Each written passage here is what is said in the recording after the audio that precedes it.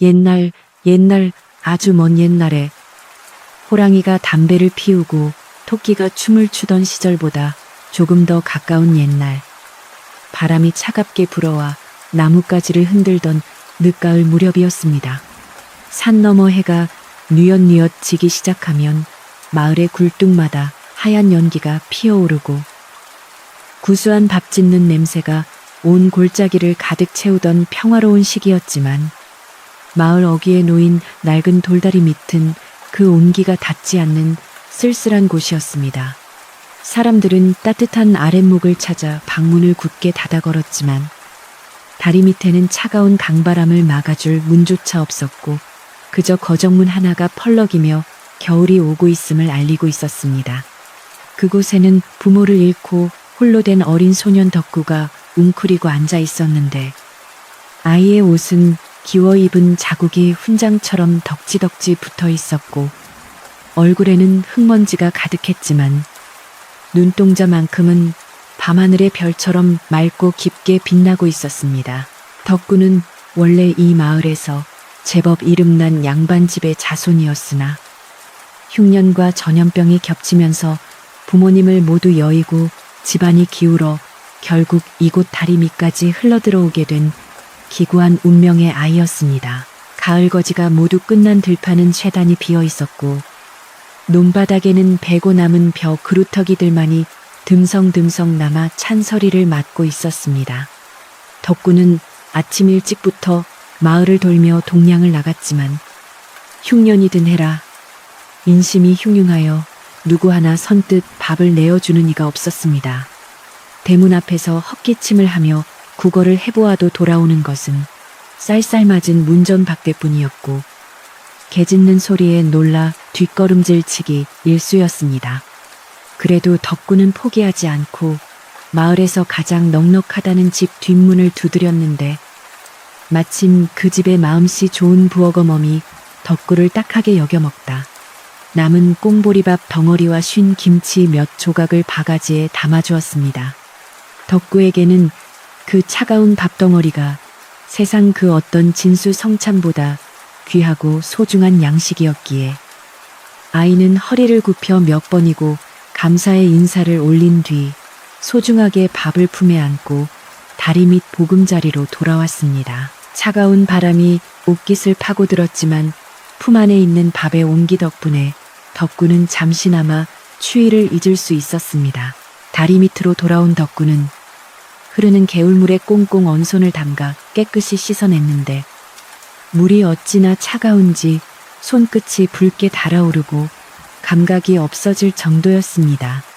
하지만 덕구는 아랑곳하지 않고 물기를 털어낸 뒤 어두운 꽁보리밥을 정성스럽게 뭉치기 시작했습니다. 밥알이 서로 흩어지지 않도록 꾹꾹 눌러 담으며 주먹만 한 크기로 만드는데 그 과정이 마치 귀한 보석을 다루는 듯 조심스럽고 정성스러웠습니다. 배에서는 꼬르륵 소리가 천둥처럼 요란하게 울려 퍼졌고 입안에는 군침이 가득 고였지만 덕구는 당장 입에 넣고 싶은 마음을 꾹 참고 주먹밥을 완성해 나갔습니다. 이것은 오늘 하루를 버티게 해줄 유일한 끼니였고 어쩌면 내일까지 아껴 먹어야 할지도 모르는 소중한 식량이었기에 함부로 베어물 수가 없었던 것입니다. 덕구는 완성된 주먹밥을 깨진 사기 그릇 위에 올려두고 잠시 눈을 감고 돌아가신 어머니를 떠올리며 마음속으로 기도를 올렸습니다. 비록 몸은 비천한 곳에 있어도 마음만은 올바르게 가지라는 아버지의 유언을 되새기며 덕구는 배고픔을 참아내는 법을 스스로 익혀가고 있었습니다. 그때였습니다. 마을로 들어오는 길 저편에서 누군가의 발자국 소리가 들려오기 시작했는데 그것은 마을 사람들의 익숙한 걸음걸이가 아니었습니다. 터벅터벅 힘없이 땅을 밟는 소리와 함께 지팡이가 바닥을 긁는 소리가 규칙적으로 들려왔고 덕구는 호기심의 거적 틈으로 밖을 내다보았습니다. 멀리서 걸어오는 이는 푸른색 도포를 입은 젊은 선비였는데 옷차림은 남루하기 짝이 없었고 갓은 찌그러져 비바람에 시달린 흔적이 역력했습니다. 선비의 얼굴은 며칠을 굶은 듯 핏기 하나 없이 창백했고 입술은 바짝 말라 갈라져 있었으며 눈은 치막에 들어가 초점을 잃은 듯 보였습니다. 그는 마치 바람이 조금만 더 세게 불면 금방이라도 쓰러질 것만 같은 위태로운 모습으로 지팡이에 겨우 몸을 의지한 채 한 걸음 한 걸음 힘겹게 다리를 건너오고 있었습니다. 과거 시험을 보러 가는 길인지 아니면 낙방하고 돌아오는 길인지 알 수 없었으나 그의 모습에서는 깊은 좌절과 지독한 굶주림이 묻어났습니다. 덕구는 숨을 죽이고 그 모습을 지켜보았는데 선비는 다리 중간쯤에 이르러 더 이상 걸을 힘이 없는지 난간을 붙잡고 주저앉고 말았습니다. 선비는 떨리는 손으로 마른 입을 훔치며 깊은 한숨을 내쉬었고 그 소리는 다리 밑에 있는 덕구의 귀에까지 선명하게 들려왔습니다. 아, 이대로 객지에서 굶어 죽는 것인가. 고향에 계신 노모를 뵙지도 못하고. 선비의 탄식 섞인 혼잣말이 바람을 타고 들려오자 덕구의 가슴 한구석이 찌릿하게 저려왔습니다.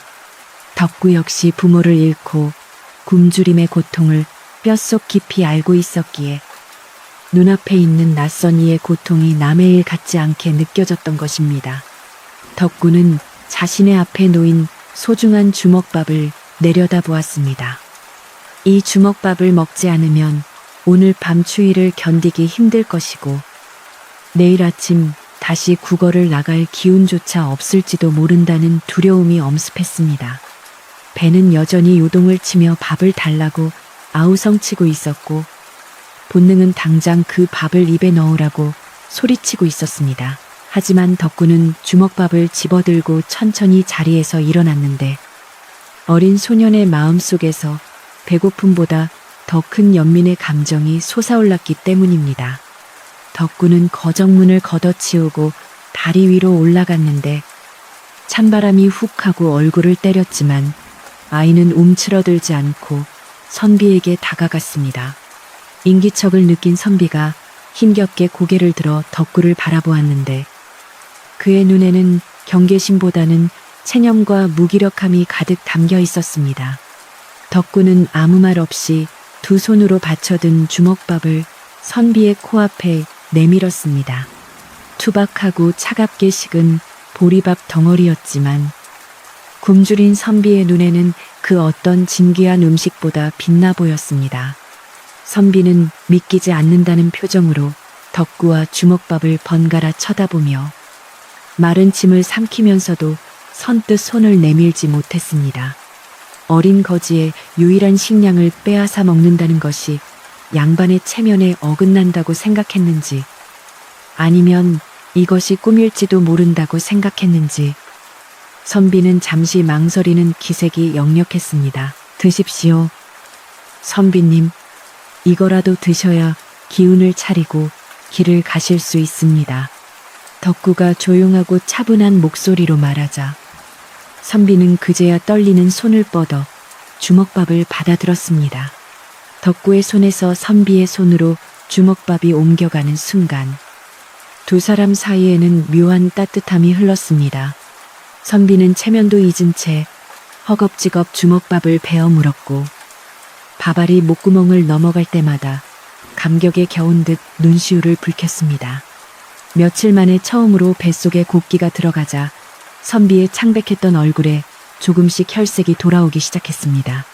덕구는 그 모습을 묵묵히 지켜보며 자신의 배고픔은 잠시 잊고 누군가를 살렸다는 안도감에 옅은 미소를 지었습니다.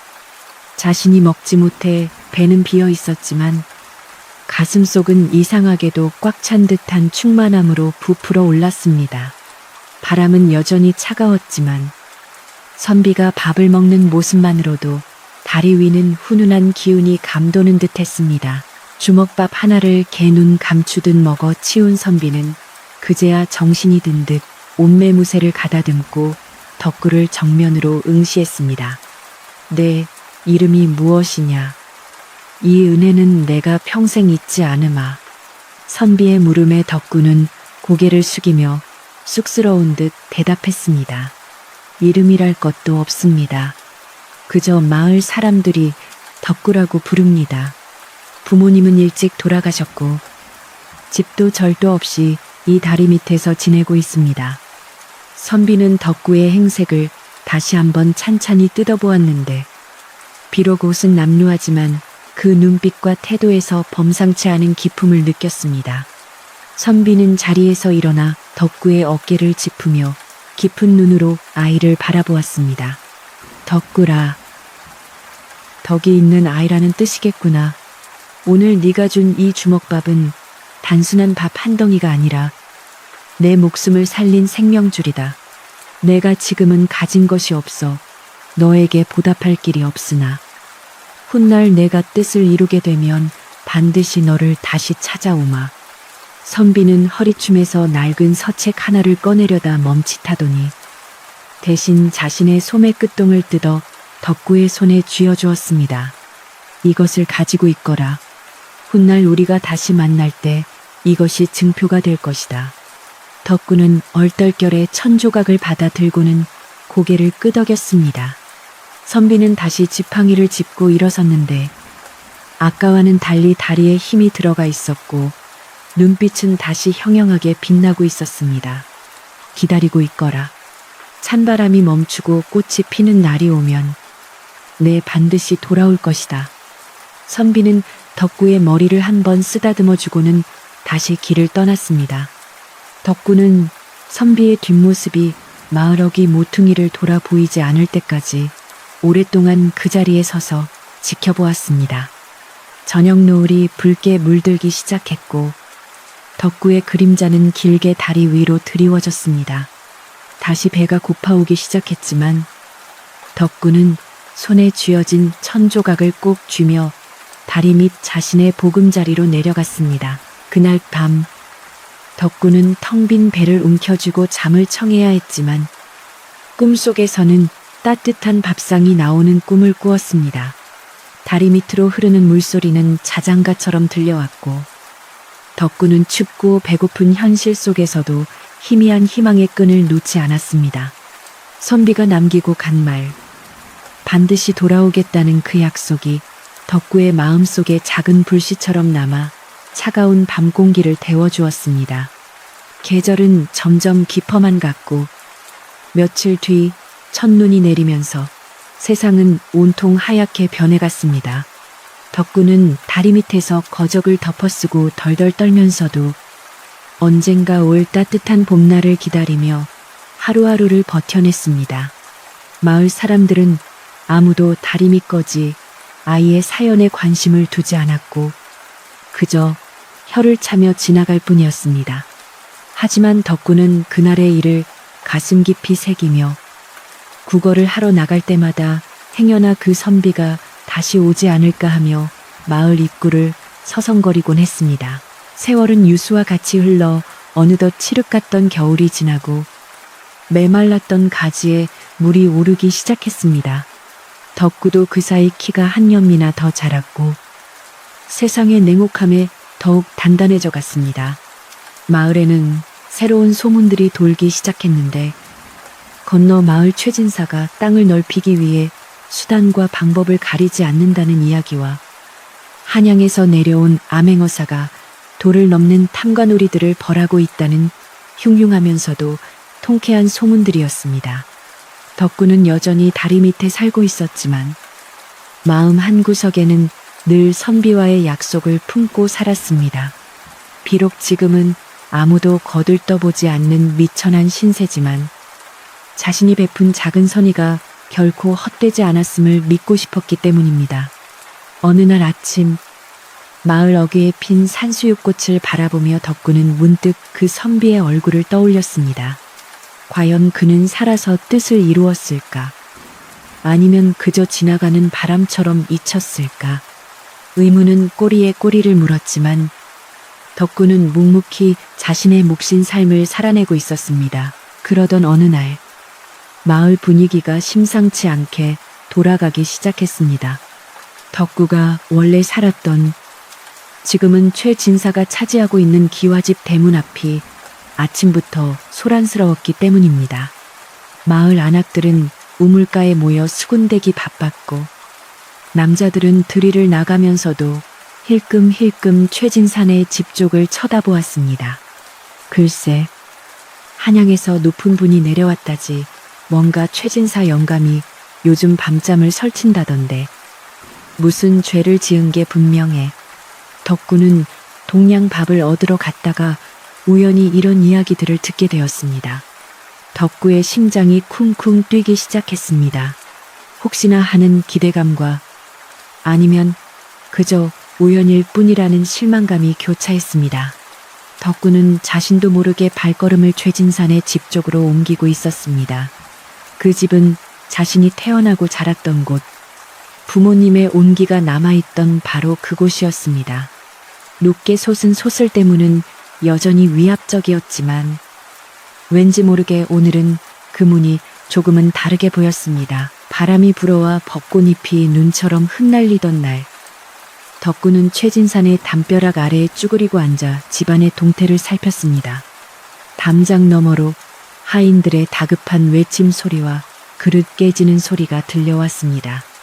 평소와는 다른 긴장감이 감돌고 있었습니다. 덕구는 품속에 간직해온, 이제는 낡고 해진 천조각을 만지작거렸습니다.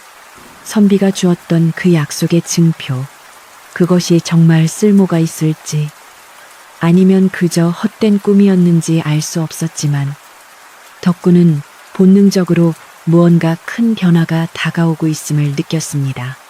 다리 밑에서의 춥고 배고팠던 시간들, 사람들의 멸시와 조롱 속에서도 잃지 않았던 단 하나의 희망, 그것이 이제 막 움트려 하고 있었습니다. 해가 중천에 뜨고 마을 입구에서부터 흙먼지를 일으키며 말발굽 소리가 들려오기 시작했습니다. 그것은 평범한 나그네의 것이 아닌 관아의 출동을 알리는 위험 있는 소리였습니다. 덕구는 자리에서 일어나 말발굽 소리가 나는 쪽을 바라보았습니다. 마을 사람들도 하나둘씩 길가로 나와 웅성거리며 그 광경을 지켜보았습니다. 저 멀리서 깃발이 펄럭이고 말을 탄 관리들이 줄지어 들어오고 있었습니다. 그리고 그 행렬의 중심에 화려한 관복을 입지는 않았지만 형형한 눈빛을 가진 한 사내가 말을 타고 오고 있었습니다. 덕구의 눈이 커졌습니다.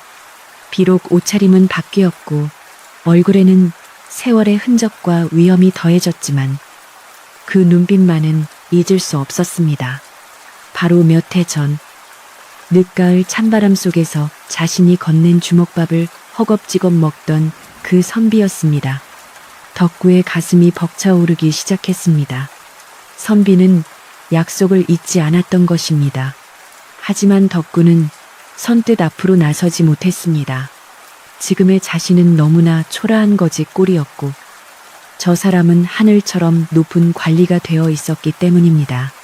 덕구는 다시 담벼락 뒤로 몸을 숨기며 떨리는 가슴을 진정시켰습니다. 이제 멈춰있던 운명의 수레바퀴가 다시 돌아가기 시작했습니다. 마을 어귀에 들어선 행렬은 그 위세가 대단하여 봄바람에 흔들리는 벚꽃잎조차 숨을 죽이는 듯 했습니다. 말을 탄 관리는 낡은 갓을 쓰고 있었지만 그 눈빛만은 천리밖을 꿰뚫어 볼 듯 형형하여 감히 누구도 그 앞을 막아서지 못했습니다.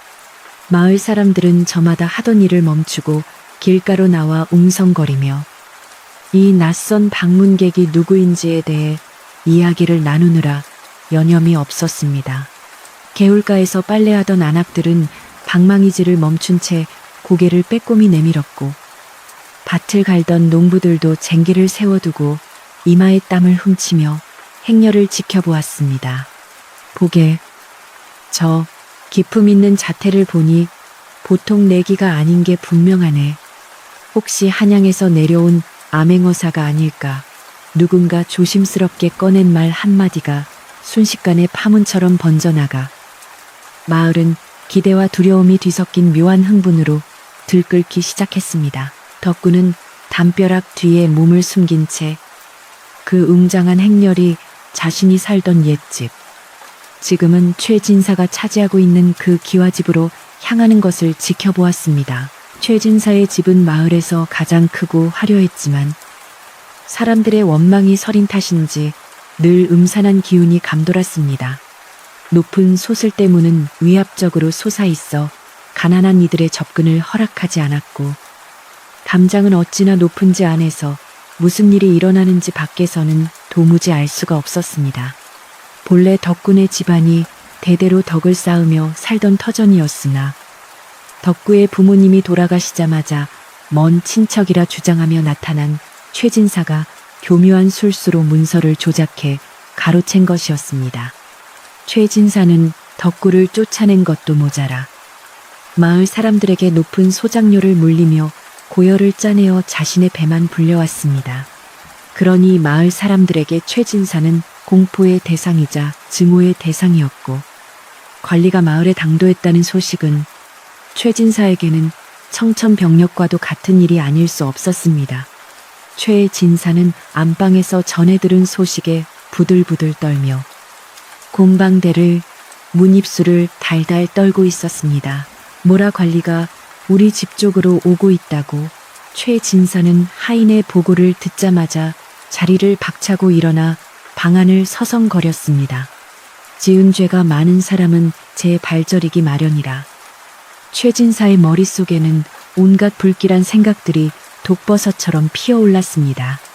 혹시 자신이 문서를 위조한 것을 들킨 것은 아닌지, 아니면 소작인들을 괴롭힌 것이 관아에 고발된 것은 아닌지, 심장은 쿵쿵거리며 걷잡을 수 없이 뛰었습니다. 그는 급히 하인들을 불러 마당을 쓸고 사랑방을 치우게 했으며 곡간 문을 열어 가장 좋은 술과 고기를 꺼내오라고 호통을 쳤습니다. 어서 서둘러라. 귀한 손님이 오시는데 티끌 하나 있어서는 안 된다. 최진사의 목소리는 다급함에 갈라져 삑사리가 났고, 집안은 갑작스러운 손님 맞이로 벌집을 쑤어놓은 듯 소란스러워졌습니다. 하인들은 영문도 모른 채 이리저리 뛰어다녔고, 부엌에서는 늙은 유모가 한숨을 쉬며 음식을 준비하느라 분주했습니다. 한편 덕구는 최진산의 집 뒷담 쪽으로 조용히 발걸음을 옮겼습니다. 마을 사람들이 모두 앞대문 쪽으로 몰려간 틈을 타 사람들의 눈을 피해 뒷문 근처 개구멍으로 들어갈 요량이었습니다. 덕구는 비록 쫓겨난 신세였지만 감을 해오거나 물을 길어주며 근근히 밥을 얻어먹고 살았기에 집안 구조를 훤히 꿰뚫고 있었습니다. 특히 부엌 뒷문은 늙은 유모가 덕구를 몰래 불러 밥을 주던 통로였기에 덕구에게는 유일하게 허락된 집안으로의 연결고리였습니다. 가시덤불을 헤치고 개구멍을 통과하자 익숙한 장독대가 눈에 들어왔습니다. 어머니가 살아계실 때 함께 장을 담그던 그 항아리들이 여전히 그 자리를 지키고 있었지만 주인 잃은 장독대는 왠지 모르게 쓸쓸해 보였습니다. 덕구는 장독대 뒤에 웅크리고 앉아 사랑채 쪽에서 들려오는 소리에 귀를 기울였습니다. 과연 그 선비님이 맞을까? 만약 그분이 맞다면 나를 알아보실까? 덕구의 가슴은 기대와 불안으로 타들어가는 듯 했습니다.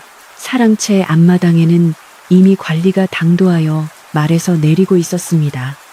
최진사는 버선발로 뛰어나가 납작 엎드리며 아부를 떨었습니다. 아이고, 이 누추한 곳까지 귀한 분께서 어인 행차시옵니까? 미리 기별이라도 주셨으면 심리 밖까지 마중을 나갔을 터인데 소인이 죽을 죄를 지었습니다. 최진사의 비굴한 목소리가 마당에 울려 퍼졌지만 관리는 차가운 표정으로 최진사를 내려다볼 뿐이었습니다. 관리는 말채찍을 하인에게 넘겨주고는 뒷짐을 진 채 천천히 집안을 둘러보았습니다. 기와지붕의 곡선부터 마당의 정원수까지 마치 옛 추억을 더듬는 듯한 눈빛이었습니다. 집이 참으로 좋구려. 주인이 누구인지 몰라도 관리가 아주 잘 되어 있어. 관리의 뼈 있는 한마디에 최진사는 등골이 서늘해짐을 느꼈지만 억지 미소를 지으며 대답했습니다. 과찬의 말씀이십니다. 조상 대대로 물려받은 집이라 소인이 정성을 다해 가꾸고 있습니다. 관리는 최진사의 대답을 듣고는 입가에 묘한 미소를 띠며 사랑방으로 걸음을 옮겼습니다. 조상 대대로라. 그래. 시장하니 일단 욕이나 좀 시켜주시오. 최진사는 관리가 별다른 추궁 없이 방으로 들어가자 안도의 한숨을 내쉬며 부엌을 향해 소리쳤습니다. 여봐라, 주안상을 내오라니까 뭣들 하고 있느냐. 상다리가 부러지게 차려서 내오너라.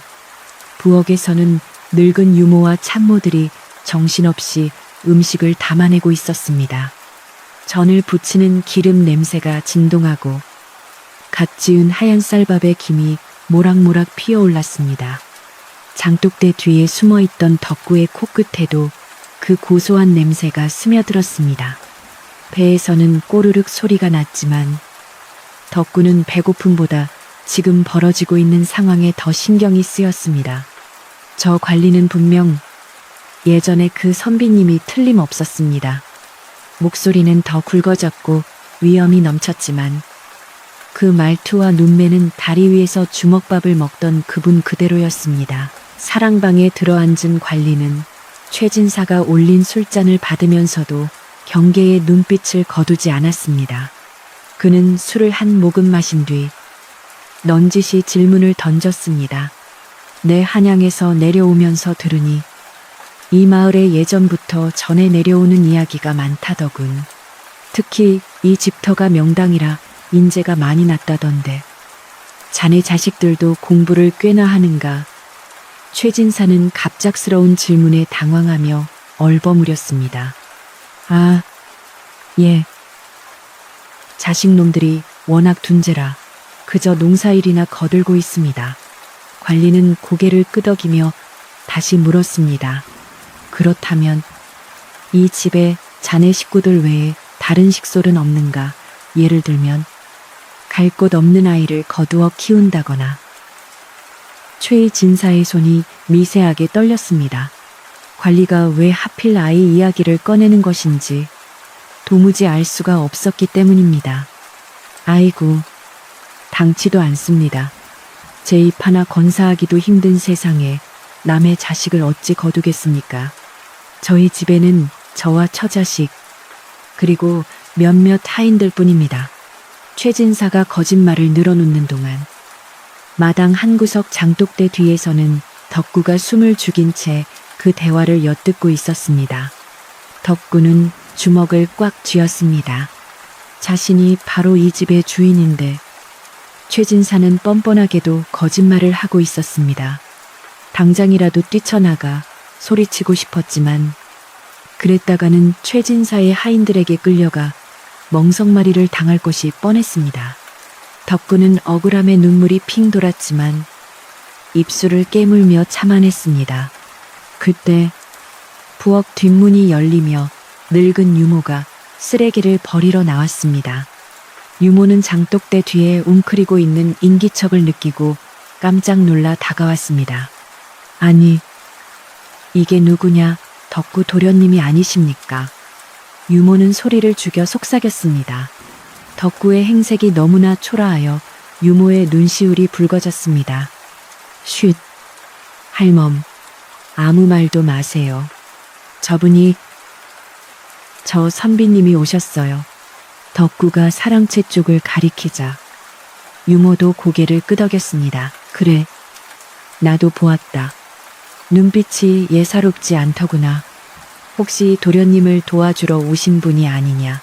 유모는 덕구의 손을 잡으며 물었습니다. 유모는 덕구가 갓난아기였을 때부터 업어 키운 사람이었기에 덕구의 억울한 사정을 누구보다 잘 알고 있었습니다. 하지만 최진사의 서슬 퍼런 감시 때문에 감히 나서지 못하고 그저 몰래 밥이나 챙겨주는 것이 고작이었습니다. 덕구는 품속에서 낡은 천조각을 꺼내 유모에게 보여주었습니다. 이게 그 증표예요. 그분이 저에게 주신. 유모는 천조각을 받아들고는 눈물을 훔쳤습니다. 아이고, 도련님. 드디어 하늘이 도련님을 굽어 살피시나 봅니다. 이 늙은이가 오늘 밤 무슨 일이 있어도 도련님을 저분 앞에 모셔다 드릴 테니 조금만 기다리세요. 유모는 굳은 결심을 한 듯 주먹을 불끈 쥐었습니다. 유모의 따뜻한 손길에 덕구는 큰 위로를 받았습니다. 세상에 혼자가 아니라는 사실이 덕구에게 용기를 주었습니다. 밤이 깊어가자 마을은 고요해졌지만 최진사의 집 사랑채에는 늦게까지 불이 꺼지지 않았습니다. 관리는 술에 취한 척하며 최진사에게 계속해서 말을 걸었고 최진사는 긴장이 풀려 횡설수설하기 시작했습니다. 나으리, 사실 이 집은 제가 피땀 흘려 일군 것입니다. 마을 놈들이 수군거리는 건 다 저를 시기해서 그러는 것이니 귀담아 듣지 마십시오. 최진사는 혀 꼬인 소리로 자신의 정당성을 주장하려 애썼습니다. 관리는 그런 최진사를 보며 속으로 코웃음을 쳤습니다. 이미 마을에 들어오기 전부터 탐문 수사를 통해 최진사의 악행을 낱낱이 파악하고 있었기 때문입니다. 하지만 아직 결정적인 증거와 무엇보다 자신이 찾고 있는 그 소년, 덕구를 찾지 못했기에 섣불리 움직이지 않고 때를 기다리고 있는 것이었습니다. 관리는 술잔을 내려놓으며 창밖을 바라보았습니다. 달빛이 뜰 안에 매화나무를 비추고 있었는데 그 모습이 예전 다리 위에서 보았던 소년의 맑은 눈망울과 겹쳐 보였습니다. 이보게, 주인장, 내가 취중에 한 가지 더 묻겠네. 자네 혹시 몇 년 전 흉년이 들었을 때 다리 밑에서 살던 거지 아이를 기억하는가? 관리의 갑작스러운 질문에 최진사는 딸꾹질을 시작했습니다. 딸꾹 거지 아이라니요. 그런 천한 것들을 제가 어찌 기억하겠습니까? 최진사는 황급히 손사래를 쳤지만 얼굴은 사색이 되었습니다. 관리는 그 반응을 놓치지 않았습니다. 그렇군. 내 그때 지나가다 우연히 본 아이가 있어 묻는 것일세. 그 아이가 밥 한 덩이를 내게 주었는데 그 맛을 잊을 수가 없어서 말이야. 관리의 말에 최진사는 등줄기에 식은땀이 흐르는 것을 느꼈습니다. 설마 이 높은 관리가 그때 그 비루한 선비였단 말인가. 최진사의 머릿속은 복잡하게 얽히기 시작했고 술기운이 확 달아나는 기분이었습니다. 그는 어떻게든 이 위기를 모면해야겠다고 생각하며 머리를 굴렸습니다. 같은 시각 유모는 부엌에서 남은 밥과 반찬을 챙겨 들고 뒷마당으로 나왔습니다. 덕구는 여전히 장독대 뒤에서 추위에 떨며 기다리고 있었습니다. 도련님, 이거라도 좀 드세요. 그리고 잠시만 기다리세요. 제가 틈을 봐서 도련님을 안으로 드릴 것입니다. 유모는 덕구에게 밥상을 차려주고는 다시 부엌으로 들어갔습니다. 덕구는 밥을 먹으며 사랑채 쪽을 주시했습니다. 문창호지에 비친 두 사람의 그림자가 일렁거렸습니다. 하나는 꼿꼿하고 하나는 비굴하게 굽어있는 그림자였습니다. 덕구는 밥을 넘기며 다짐했습니다. 오늘이 지나면 다시는 쫓겨다니지 않으리라. 내 집을 되찾고 부모님의 명예를 되찾으리라. 밤바람이 거세지며 나뭇가지를 흔들었지만 덕구의 마음은 그 어느 때보다 단단하게 굳어 있었습니다. 이제 곧 진실이 밝혀질 시간이 다가오고 있었습니다. 사랑채 안의 공기는 점점 무거워져 갔습니다. 관리는 더 이상 웃지 않았고 최진사는 안절부절 못하며 눈치를 살폈습니다. 내일 날이 밝는 대로 마을 장부를 검사할 것이네. 토지 대장과 호적을 모두 준비해 두게. 관리의 서리빨 같은 명령에 최진사는 털썩 주저앉을 뻔했습니다. 토지 대장을 검사하면 자신이 문서를 위조한 사실이 드러날 수도 있었기 때문입니다. 아, 알겠습니다. 나으리, 편안히 주무십시오. 최 진사는 도망치듯 사랑방을 빠져나왔습니다. 밖으로 나온 최 진사는 밤하늘을 올려다보며 긴 한숨을 내쉬었습니다. 어떻게든 내일 아침이 오기 전에 손을 써야 했습니다. 그는 은밀히 신복을 불러 지시를 내렸습니다. 당장 가서 장부를 조작해라. 그리고 혹시라도 그 거지 아이가 마을에 얼씬거리면 쥐도 새도 모르게 처리해야 한다. 최진사의 눈빛에 도끼가 서렸습니다. 자신의 욕심을 채우기 위해서라면 무슨 짓이든 할 준비가 되어 있었습니다. 하지만 최진사는 몰랐습니다. 어둠 속에서 모든 것을 지켜보고 있는 눈이 있다는 것을. 유모는 부엌 문틈으로 최진사가 신복에게 지시하는 내용을 엿듣고는 소스라치게 놀랐습니다. 이대로 두면 덕구 도련님이 위험해질 것이 분명했습니다. 유모는 더 이상 지체할 수 없다고 판단했습니다. 그녀는 부들부들 떨리는 손으로 앞치마를 고쳐매고 덕구가 숨어있는 곳으로 달려갔습니다. 도련님, 큰일 났습니다. 저놈들이 도련님을 해치려 합니다. 지금 당장 저와 함께 사랑채로 가셔야 합니다. 유모의 다급한 목소리에 덕구도 사태의 심각성을 깨달았습니다. 이제는 피할 곳도 물러설 곳도 없었습니다. 덕구는 자리에서 벌떡 일어났습니다. 갑시다. 할멈, 내 발로 걸어가서 저분께 모든 것을 말하겠습니다. 덕구와 유모는 어둠을 뚫고 사랑채를 향해 발걸음을 옮겼습니다. 밤은 깊어 축시, 새벽일 삼시를 향해 가고 있었고 마을은 쥐 죽은 듯 조용했지만 최 진사의 집마당에는 일촉즉발의 긴장감이 감돌았습니다. 덕구는 심장이 터질 것 같았지만 두려움을 억누르며 한 발 한 발 내디뎠습니다. 사랑방의 불빛이 점점 가까워져 왔습니다. 저 문만 열면, 저 문지방만 넘으면 자신의 운명이 바뀔 것이었습니다. 덕구는 품속의 천조각을 다시 한번 꽉 움켜쥐었습니다. 그것은 단순한 천조각이 아니라 잃어버린 자신의 인생을 되찾아줄 열쇠였습니다. 문 앞에서 잠시 멈칫한 덕구, 그리고 그 뒤를 지키는 늙은 유모. 두 사람은 서로의 눈을 바라보며 고개를 끄덕였습니다. 그리고 마침내 덕구의 손이 사랑방 문고리를 잡았습니다. 끼익 하는 소리와 함께 문이 열리며 밝은 빛이 덕구의 얼굴을 비추었습니다. 문이 열리며 방 안에서 흘러나온 은은한 호롱불빛이 어둠 속에 서 있던 덕구와 늙은 유모의 얼굴을 비추었습니다. 덕구는 눈부심에 잠시 눈을 가늘게 떴지만 이내 방 안을 똑바로 응시했습니다. 방 안쪽 상석에는 그토록 그리워하던 선비, 아니 이제는 위험 있는 관리가 된 그분이 앉아 있었고 그는 갑작스러운 인기척에도 놀란 기색 없이 차분하게 문 쪽을 바라보고 있었습니다. 그의 앞에는 표담한 책 한 권과 반쯤 비워진 술잔이 놓여 있었는데 마치 누군가가 찾아올 것을 미리 알고 있었던 사람처럼 침착한 모습이었습니다.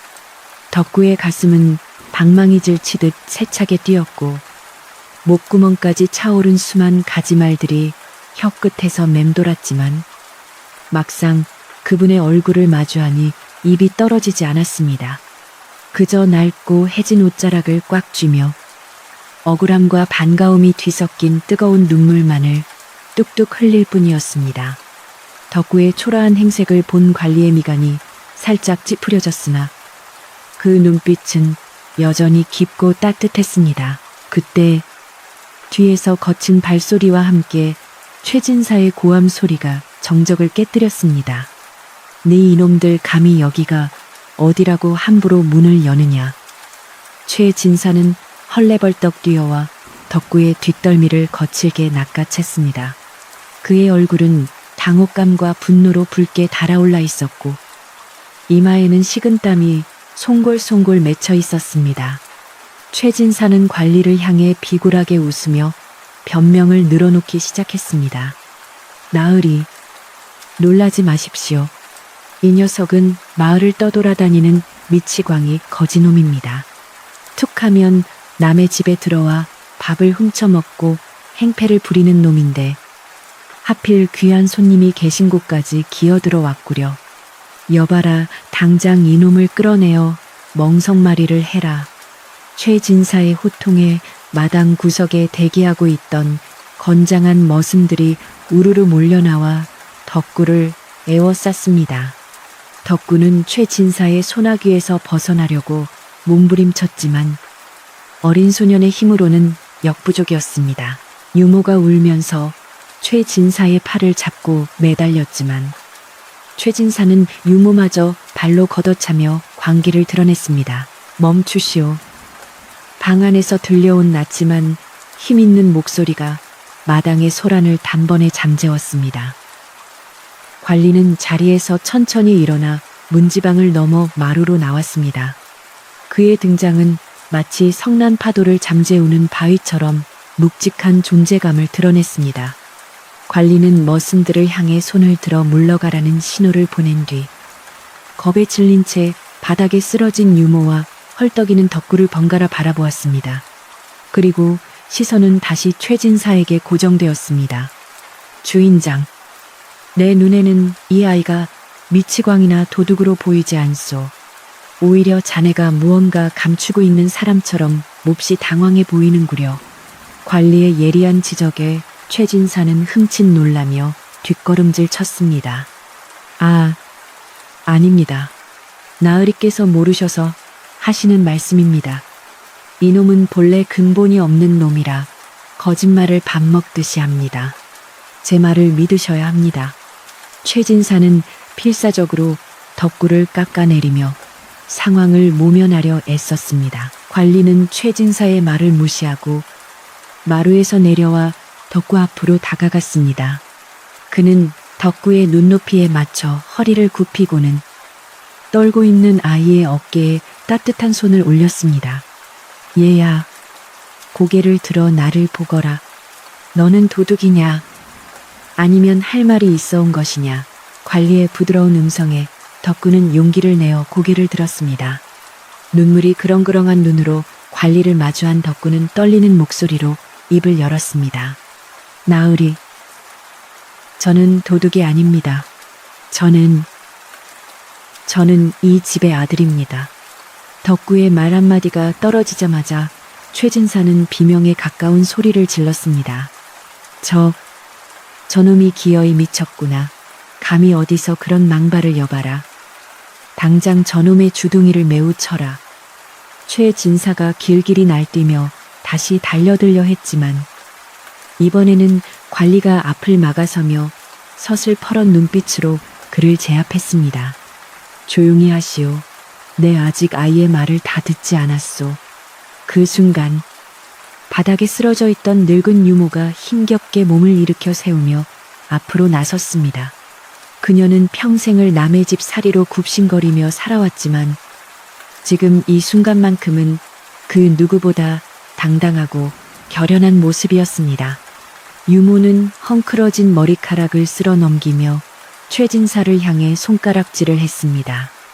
하늘이 무섭지도 않으십니까? 최진사 어르신. 벼락이 무서워서라도 이러시면 안 됩니다.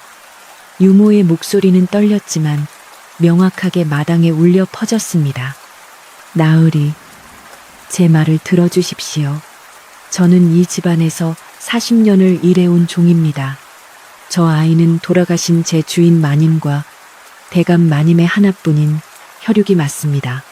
최진사가 문서를 위조하여 집을 빼앗고 어린 도련님을 다리 밑으로 내쫓은 것입니다. 유모의 폭로에 마당에 있던 머슴들과 하녀들은 술렁거리기 시작했습니다. 그들도 어렴풋이 짐작은 하고 있었지만 누구도 감히 입 밖으로 내지 못했던 진실이 터져 나온 것입니다. 최진사는 얼굴이 사색이 되어 소리쳤습니다. 저 늙은 년이 노망이 났구나. 헛소리다. 증거 있느냐? 증거가 있어. 최진사는 궁지에 몰린 쥐처럼 발악했습니다. 유모는 덕구의 손을 잡아 끌어당기며 말했습니다. 증거라면 있습니다. 도련님이 태어나실 때 제가 직접 받았습니다. 도련님의 오른쪽 귀 뒤에는 붉은 콩만 한 점이 있고 왼쪽 어깨에는 초승달 모양의 흉터가 있습니다. 어릴 적 뜨거운 물에 데어 생긴 흉터인데 제가 약을 발라주며 밤새 울었기에 똑똑히 기억합니다. 유모는 덕구의 머리카락을 걷어 귀 뒤를 보여주었습니다. 관리가 다가가 호롱불을 비춰보니 유모의 말대로 선명한 붉은 점이 박혀 있었습니다. 이어서 어깨에 옷을 살짝 걷어내자 희미하지만 분명한 초승달 모양의 흉터가 드러났습니다. 움직일 수 없는 증거 앞에서 최진사는 입을 떡 벌린 채 아무 말도 하지 못했습니다. 그의 다리는 후들거렸고 결국 바닥에 털썩 주저앉고 말았습니다. 관리는 깊은 한숨을 내쉬며 덕구를 바라보았습니다. 점과 흉터는 혈육임을 증명하는 것이나 그것만으로는 이 집의 진정한 주인이라 할 수 없다. 주인의 자격은 핏줄에만 있는 것이 아니라 그 마음 씀씀이에 있는 법이니라. 관리의 말에 주변은 조용해졌습니다. 덕구는 품속 깊이 간직해온 것을 꺼낼 때가 되었음을 직감했습니다. 덕구는 덜덜 떨리는 손으로 꼬질꼬질해진 천 조각을 꺼내 관리에게 내밀었습니다. 나으리, 이것을 기억하십니까? 찬 바람이 불던 날 다리 위에서 제게 주셨던. 관리는 그 천 조각을 받아들고 한참을 바라보았습니다. 그의 눈가에 물기가 어리기 시작했습니다. 그것은 자신이 과거 시험을 보러 가던 길, 가장 춥고 배고팠던 시절에 입고 있었던 도포 자락의 일부였습니다. 관리는 천 조각을 소중히 쥐고는 천천히 고개를 들어 덕구와 눈을 맞췄습니다. 그리고 그 자리에 있는 모든 사람이 들을 수 있도록 크고 또렷한 목소리로 이야기를 시작했습니다. 모두 잘 듣거라. 몇 년 전 내가 가진 것 하나 없이 굶주리며 이 마을을 지나갈 때였다. 며칠을 굶어 걸을 힘조차 없어 다리 위에서 쓰러져 죽을 날만 기다리고 있었지. 그때 나에게 다가온 것이 바로 이 아이였다. 관리는 덕구의 어깨를 감싸 안으며 말을 이었습니다. 이 아이는 자신이 구걸하여 얻은 하루 종일 먹을 수 있는 유일한 식량인 주먹밥을 내게 내밀었다. 자기도 배가 고파 쓰러질 지경이었음에도 낯선 나그네를 살리기 위해 자신의 생명을 나누어 준 것이다. 관리의 목소리는 점점 고조되었습니다. 사람이 넉넉할 때 베푸는 것은 누구나 할 수 있다. 허나 자신이 가장 궁핍하고 힘들 때 남을 위해 자신의 것을 내어주는 것은 성인 군자도 하기 힘든 일이다. 나는 그때 맹세했다. 만약 내가 살아남아 뜻을 이룬다면 반드시 돌아와 이 아이의 은혜를 갚겠노라고. 이야기를 듣던 하인들과 머슴들은 고개를 숙이며 눈물을 훔쳤고 늙은 유모는 감격에 겨워 오열했습니다. 최진사는 고개를 푹 숙인 채 부들부들 떨고만 있었습니다. 관리는 최진사에게 다가가 서늘한 목소리로 꾸짖었습니다. 듣거라. 최진사, 너는 넘치는 재물을 가지고도 만족할 줄 모르고 고아가 된 조카를 내쫓고 마을 사람들의 고열을 빨았다. 네 곳간은 곡식으로 가득 차 있었으나 내 마음은 텅 비어 썩어 문드러져 있었다. 반면 이 아이는 가진 것이라곤 찬 주먹밥 한 덩이뿐이었으나 그 마음은 태산보다 높고 바다보다 넓었다. 이제 말해보라. 누가 진정한 이 집의 주인인가? 최진사는 아무 대답도 할 수 없었습니다.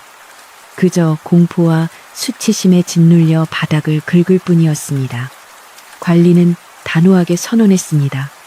오늘부로 이 집의 주인은 덕구임을 내가 증명하노라. 그리고 최진사 내놈의 죄는 관하로 끌고 가서 엄히 다스릴 것이다.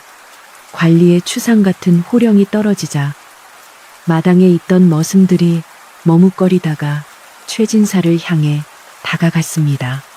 평소 최진사에게 당한 서름이 많았던 그들은 더 이상 주저하지 않고 최진사를 결박했습니다. 이건 모함이야. 억울해. 최진사가 발버둥 쳤지만 이미 대세는 기울어진 뒤였습니다. 덕구는 그 모습을 보며 묘한 기분에 휩싸였습니다. 통쾌함보다는 안도감이 그리고 알 수 없는 씁쓸함이 밀려왔습니다. 자신이 겪었던 고통의 시간들이 주마등처럼 스쳐 지나갔습니다. 다리 밑에서의 추위, 사람들의 멸시, 배고픔의 고통. 그 모든 것이 이 순간을 위해 존재했던 것만 같았습니다. 덕구는 옆에서 울고 있는 유모를 부축하며 나지막이 불렀습니다. 할멈, 이제 됐어요. 이제 다 끝났어요. 유모는 덕구의 손을 잡고 엉엉 울며 대답했습니다. 네, 도련님, 고생하셨습니다. 정말 고생 많으셨습니다. 관리는 덕구에게 다가와 따뜻하게 미소 지었습니다. 덕구야, 많이 기다렸지. 내 너무 늦게 와서 미안하구나. 덕구는 고개를 저으며 눈물을 흘렸습니다. 아닙니다. 나으리, 잊지 않고 찾아주신 것만으로도 감사합니다. 저는 나으리가 꼭 오실 거라고 믿고 있었습니다. 관리는 덕구의 손을 잡고 사랑방 안으로 이끌었습니다.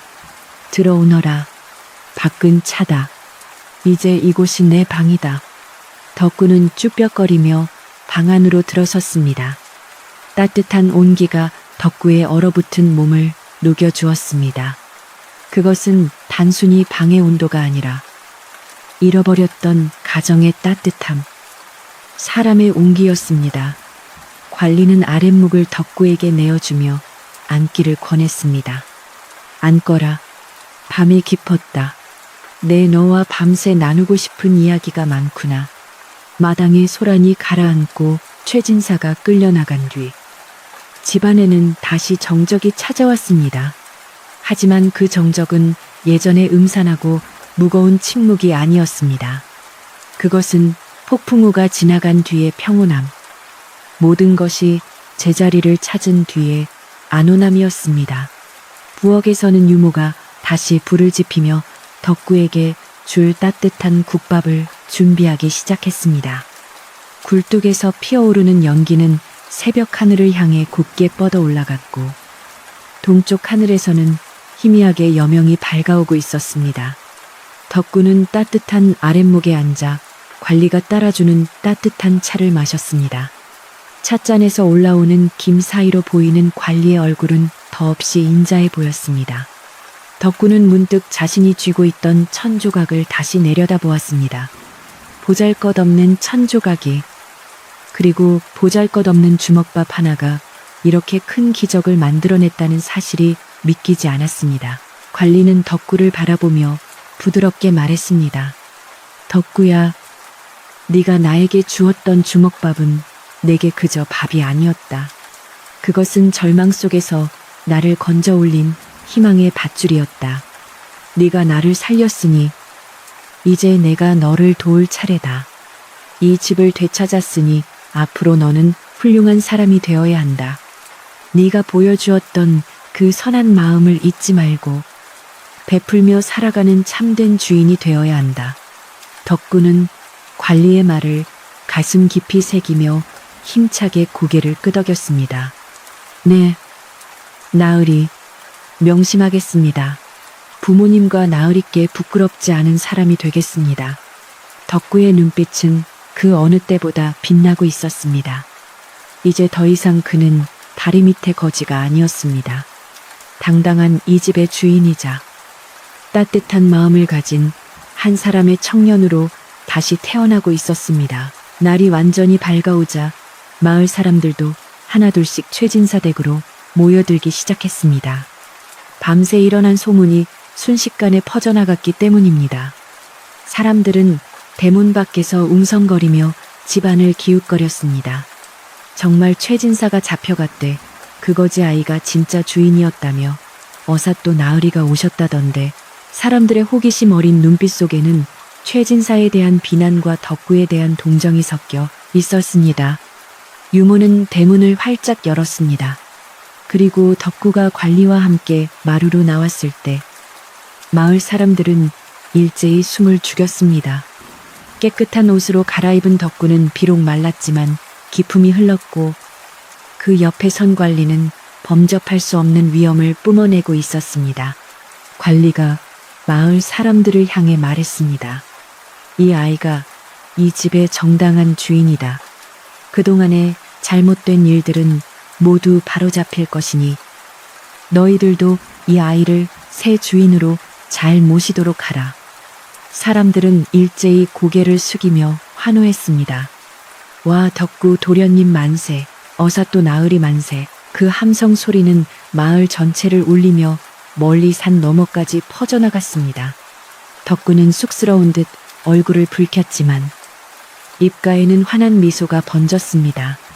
마당에 핀 벚꽃잎들이 바람에 흩날려 덕구의 어깨 위에 내려앉았습니다. 마치 하늘에 계신 부모님이 축복을 내려주는 듯 했습니다. 유모는 부엌에서 갓 지은 밥 냄새를 풍기며 눈물을 닦았습니다. 이제 이 집에는 다시 사람 사는 냄새가 나기 시작했습니다.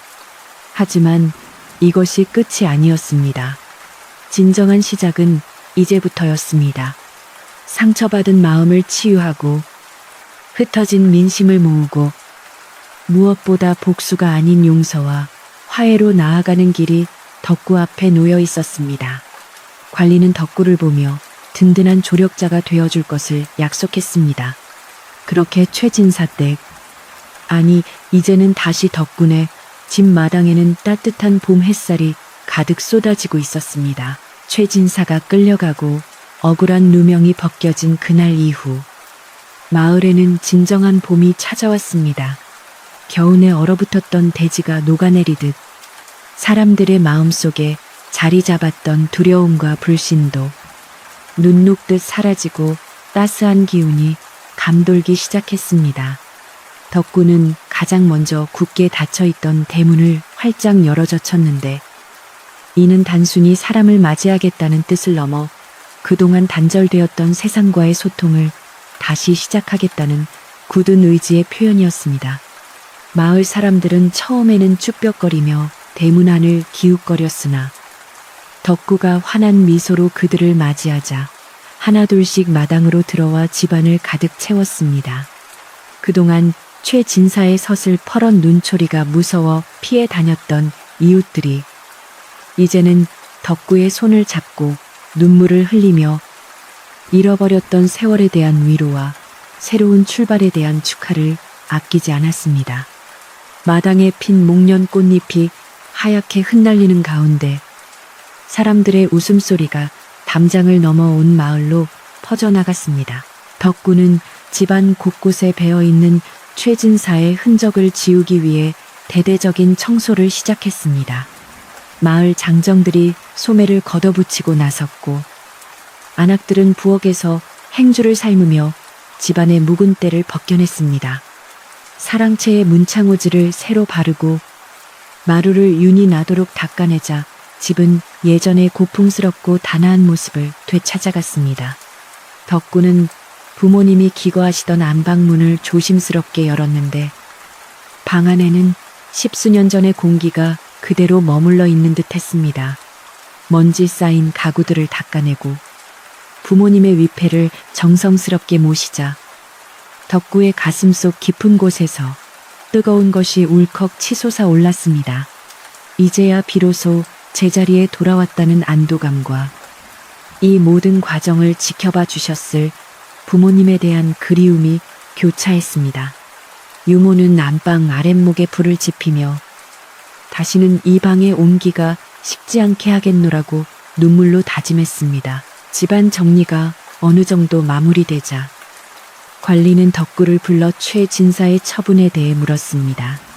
관아의 포졸들에게 포박된 최진사는 마당 한가운데 무릎을 꿇고 고개를 떨구고 있었는데 그의 초라한 모습에서는 예전의 위세는 찾아볼 수 없었습니다. 덕구야, 이자는 내 집안을 망치고 너를 사지로 내몰았던 원수다. 국법에 따라 엄벌에 처할 수도 있고 네가 원한다면 곤장을 쳐서 마을 밖으로 내쫓을 수도 있다. 너는 어찌하기를 원하느냐. 관리의 물음에 마당에 모인 사람들은 숨을 죽이고 덕구의 입을 주시했습니다.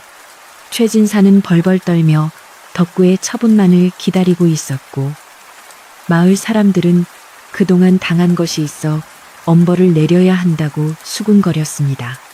하지만 덕구는 한참 동안 최진사를 바라보다가 조용히 입을 열었습니다. 그의 눈빛에는 분노보다는 깊은 연민이 서려 있었습니다. 나으리, 저는 춥고 배고픈 것이 얼마나 큰 고통인지 뼈저리게 겪었습니다. 저 사람을 옥에 가두거나 매질을 한다 하여 돌아가신 부모님이 살아 돌아오시는 것도 아니고 제가 겪은 고통이 사라지는 것도 아닐 것입니다. 덕구는 잠시 말을 멈추고 최진사에게 다가갔습니다. 숙부님, 재물에 눈이 멀어 천륜을 어버리셨으니 그 죄는 씻을 수 없을 것입니다. 허나 저는 숙부님을 벌하여 똑같은 사람이 되고 싶지는 않습니다. 다만 이 집과 마을에서 떠나 조용한 암자에 들어가 평생 참회하며 사십시오. 그것이 제가 드릴 수 있는 마지막 자비입니다. 덕구의 말에 최진사는 믿기지 않는다는 듯 고개를 들어 덕구를 쳐다보았습니다. 자신이라면 당장 죽여도 시원치 않을 원수를 용서하다니. 최진사는 그제야 참았던 눈물을 터뜨리며 바닥에 머리를 탄고 오열했습니다. 아이고, 조카님, 내가 죽일 놈입니다. 내 평생 속죄하며 살겠소.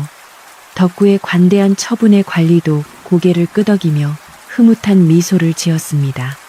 참으로 훌륭하구나. 내 마음이 비단결 같으니 앞으로 이 집안은 더욱 번성할 것이다.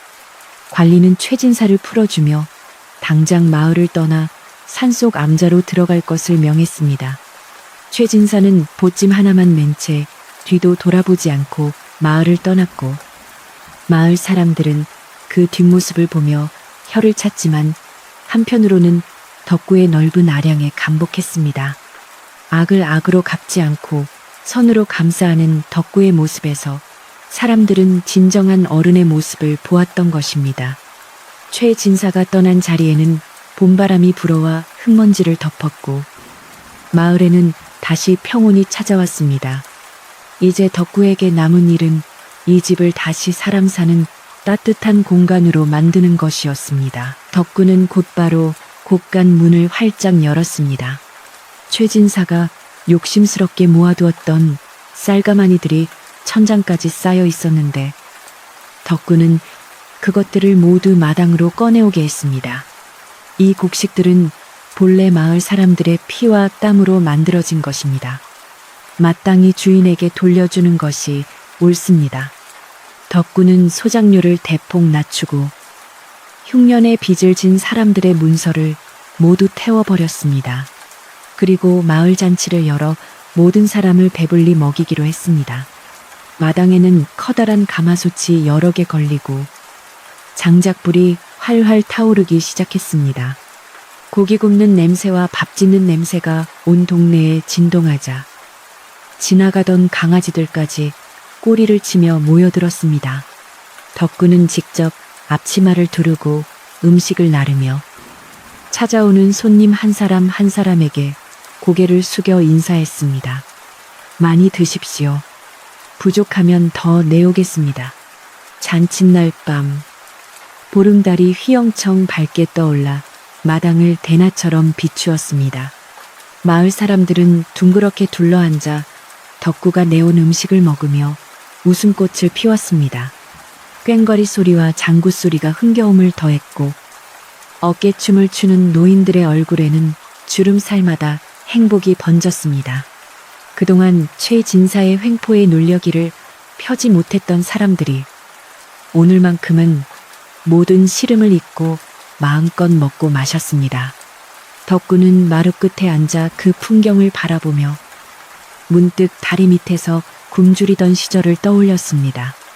그때는 저 달이 처량하게만 보였는데 오늘따라 저 달이 저토록 밝고 따뜻하게 보이는 것은 아마도 자신의 마음이 따뜻해졌기 때문일 것입니다. 유모가 다가와 덕구의 어깨에 두루마기를 덮어주었습니다. 도련님, 부모님께서도 지금 하늘에서 흐뭇하게 보고 계실 겁니다. 관리는 잔치가 무르익을 무렵 조용히 덕구를 불러 사랑방으로 데리고 들어갔습니다. 그는 덕구에게 차 한 잔을 따라주며 앞으로의 삶에 대해 조언을 아끼지 않았습니다. 덕구야, 재물은 물과 같아서 고이면 썩고 흐르면 만물을 살리는 법이다. 오늘 네가 곡간을 열어 베푼 것은 단순히 곡식을 나눈 것이 아니라 사람들의 마음을 얻은 것이다. 앞으로도 이 마음을 잃지 말고 늘 낮은 곳을 살피는 주인이 되어라. 관리는 붓을 들어 하얀 종이에 적선지가 필요여경 착한 일을 많이 한 집안에는 반드시 경사가 있다. 이라는 글귀를 써서 덕구에게 선물했습니다. 덕구는 그 글귀를 받아들고 가슴에 깊이 새겼습니다. 그날 밤 덕구는 관리와 밤새도록 이야기꽃을 피우며 세상 돌아가는 이치와 사람을 다스리는 법을 배웠습니다. 스승과 제자, 아니 아버지와 아들 같은 정이 두 사람 사이에 깊게 쌓여갔습니다. 다음 날 아침 관리는 한양으로 떠날 채비를 마쳤습니다.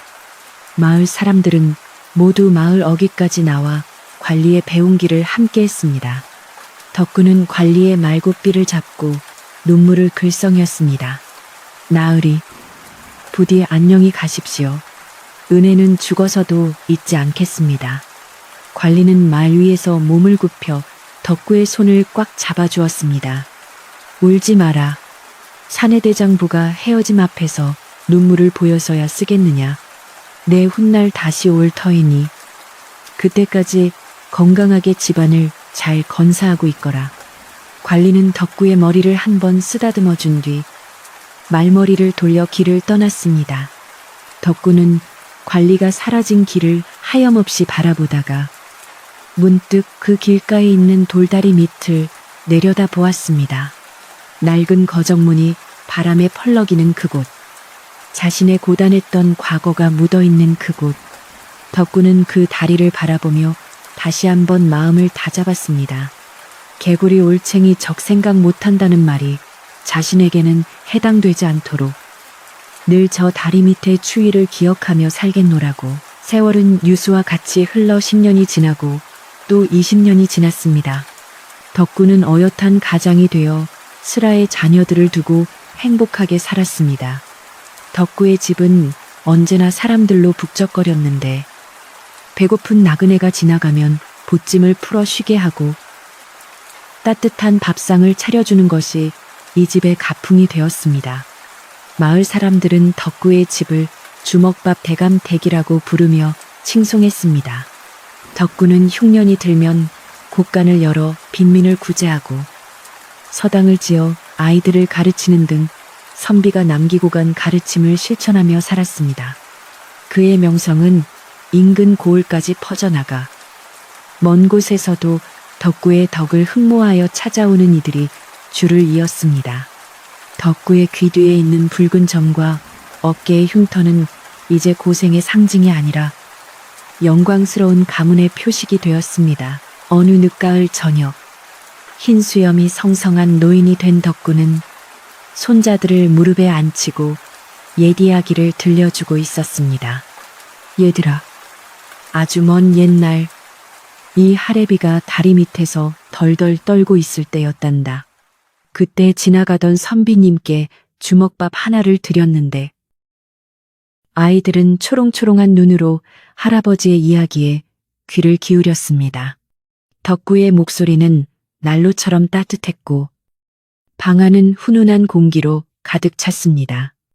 창밖에는 그때처럼 찬바람이 불고 있었지만 이 집 안에는 그 어떤 추위도 범접할 수 없는 사랑과 온기가 흐르고 있었습니다. 덕구는 이야기를 마치며 손자들의 머리를 쓰다듬었습니다. 그러니 너희들도 늘 어려운 이웃을 외면하지 말고 작은 것이라도 나누며 살아야 한다. 그것이 우리 집안을 지키는 힘이란다. 밤이 깊어지자 아이들은 하나둘씩 하품하며 잠자리에 들었습니다. 덕구도 자리에 누워 눈을 감았습니다. 꿈속에서 그는 다시 소년이 되어 다리 위를 달리고 있었습니다. 저 멀리서 푸른 도포를 입은 젊은 선비가 환하게 웃으며 손을 흔들고 있었습니다. 덕구의 입가에 편안한 미소가 번졌습니다. 마당의 개도 곤히 잠들고 바람 소리마저 잦아든 고요한 시골 마을의 밤.